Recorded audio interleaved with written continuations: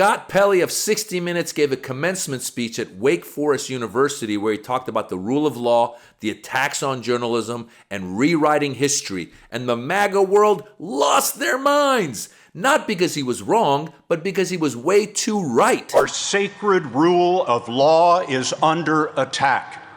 Journalism is under attack. Universities are under attack. Freedom of speech is under attack. And insidious fear is reaching through our schools, our businesses, our homes, and into our private thoughts. The fear to speak in America. That's the line that set off the MAGA tantrum. Fear to speak in America? I don't fear to speak in America. How dare you say I fear to speak in America? And then he said journalism is under attack, and MAGA world took it as a compliment. But he kept going. Power can rewrite history with grotesque, false narratives. They can make criminals heroes and heroes criminals. Power can change the definition of the words we use to describe reality. Diversity is now described as illegal. Equity is to be shunned. Inclusion is a dirty word. This is an old playbook, my friends. There's nothing new in this. He's in the zone, baby. He's in the zone. He's speaking truths because it's right. You can make heroes feel like criminals and criminals feel like heroes, just like Donald Trump is trying to do. Go ahead, please. Will you pardon the people who are accused of conspiring to kidnap Michigan Governor Gretchen Whitmer? I'm going to look at it. I will take a look at it. It's been brought to my attention. I did watch the trial. It looked to me like somewhat of a railroad job. I'll be honest with you. It looked to me like some people said some stupid things. You know, they were drinking, and I think they said stupid things. But I'll take a look at that. And a lot of people are asking me that question from both sides, actually. A lot of people think they got railroaded. So just so we're clear, he's thinking of pardoning the people who tried to kidnap a governor of the United States of America. Just because they're on his side, because they like him. That's the only reason. He doesn't care about the little people. He doesn't care about the little man. He cares about whoever is going to be loyal to him. It's the larger pattern of Donald Trump selling out the little guy in favor of the big guy. If you don't have the resources, he'll send you to CCOT without due process. But if you have resources, you'll get out of jail for free, right? If you're a minor who works hard, he'll cut the program at HHS that takes care of minors while standing on stage and saying that he's for minors. Or he'll give a pardon to a reality TV star with resources instead of helping people who need a tax cut. This is just part of a larger trend with Donald Trump, who will always do things for the wealthy while also claiming he's for working class people, but doing absolutely nothing to back it up. As a matter of fact, undercutting them in the process. Aha! So that's the game. You got money or loyalty, you're going to get a golden parachute and a pardon.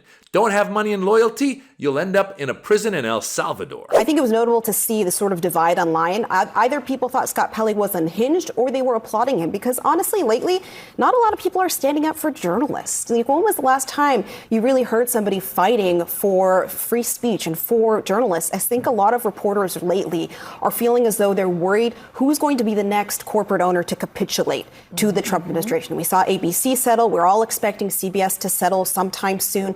And people at the Washington Post are fearful over what's happened to the opinion section there.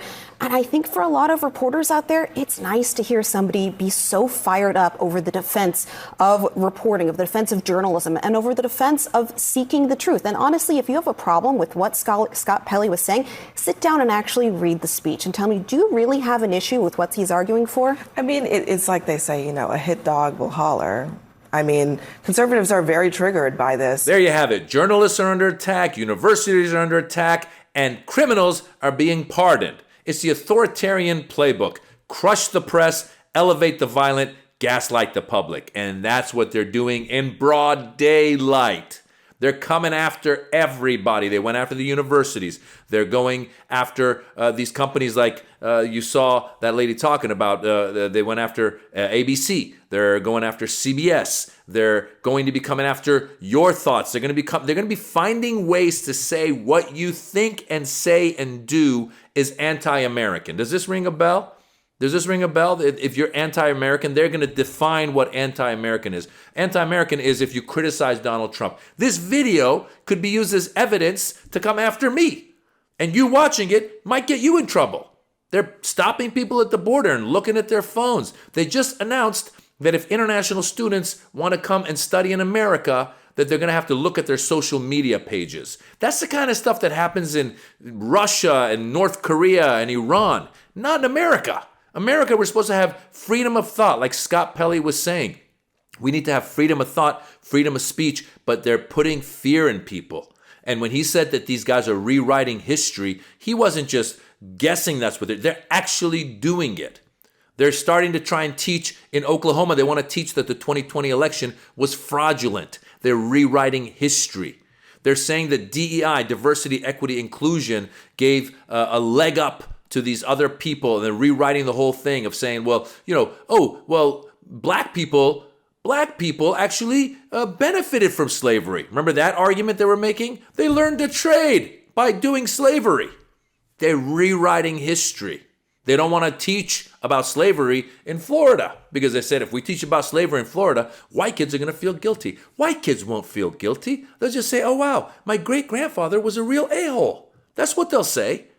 But they're trying to rewrite it. They're trying to take control. They're getting rid of the Department of Education. They are going after these schools and saying that you need to submit to us what you're teaching. That's one of the things that's happening, by the way, with Harvard and the Trump administration. The Trump administration told Harvard that we want to have people that we will have overseeing some of your courses so we know what you're teaching. Because they're claiming that Harvard is teaching anti-Semitic stuff. They're claiming that Harvard is, socialist or communist or whatever. That's what they're claiming. And so Harvard stood up to them. Scott Pelley went to Wake Forest University in North Carolina and stood up to them. He gave them a big bag of truth. And it really is funny to watch people who are who've bought into this horrible regime, who've drank the Kool-Aid. It's really interesting to watch them squirm and watch them get uncomfortable when they're hearing the truth. Rights are being taken away. People are being arrested on the streets of America by masked men who don't identify themselves, don't have a warrant, and their only reason they're arresting somebody is because they wrote an op-ed piece criticizing the war in Gaza, criticizing the people in Gaza being killed. That lady, the Turkish PhD student at Tufts University, they just took her, just disappeared her, sent her to Louisiana. Finally, a judge stepped up and said, you can't do that. So she's out. What about Mahmoud Khalil, the other guy who was at Columbia helping lead protests, which is what America stands for?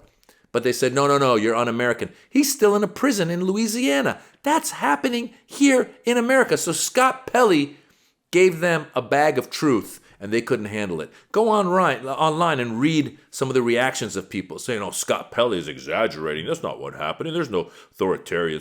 It's authoritarian. These are all authoritarian tactics. Remember Project 2025 and how they were saying, oh, Donald Trump doesn't know anything about it. He has nothing to do with it. He's not trying to consolidate the power of the government into the executive. He's not trying to get rid of the bureaucracy that's in the government, the people that run the government. They were saying they want to get rid of them and put in loyalists. And during the election, no, that's not what we're going to do. Seems very curious that all of a sudden a lot of people running a lot of his departments and agencies are unqualified, but they're loyalists. Linda McMahon is his Secretary of Education. RFK Jr. is the guy in charge of our health. He just put Jeanine Pirro in charge of another legal position in Washington, D.C. So all these people he's just putting in there, loyalists. They are trying to take over, folks. They're trying to intimidate. They're trying to chill so that you will not say or do anything. Push the chill factor. Freeze you. That's what they're trying to do. You and me. But we're not going to be frozen. We're going to keep talking, folks, because these people can't do this in America. And thank God the courts are starting to step up. Thank God places like Harvard, Scott Pelley, others are speaking up. And the more and more we speak up, the more and more we can expose the game plan, which is to control, give more and more money to the wealthy. The bill that they just passed over there in the House, they want to get rid of Medicaid and give tax breaks to billionaires. That's what they're trying to do. That's the path they're going down, folks. So don't fall for it. Keep talking about it. Don't be shied away from talking about it, all right? Now, I'm a comedian. I'm Maz Jobrani. I've got a page right here on YouTube. It's at Maz Jobrani. Give it a follow. I post comedy, so check it out. Let me know you came from Rebel HQ. And let's keep fighting the fight, folks. We just have another 3 years and 9 months to go.